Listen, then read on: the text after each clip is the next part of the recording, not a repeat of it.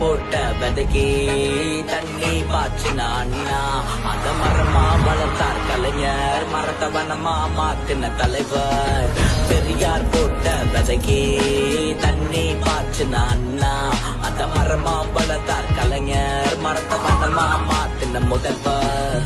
சாத்தி மதத்தால் அடிமையாக்கி படிப்ப கூட கொடுங்கின காலம் யாருக்கும் யாரும் அடிமை இல்ல எதிர்த்து கேளு எல்லாம் மாறும் மாற்றம் எல்லாம் வந்தது பாரு போராடி நின்னது யாரு திராவிடத்தின் தந்தை யாரு நம்ம தாத்தா பெரியார் ஆண்டு அப்போ 49 திமுக வந்தது தெம்போடு 18 வருஷத்தில் ஆட்சி பிடிச்சாச்சு சமூக நீதிய திமுக அரசாட்சி ஆண்டது 2 ஆண்டுதான் மெட்ராஸ் இப்போ தமிழ்நாடு தான்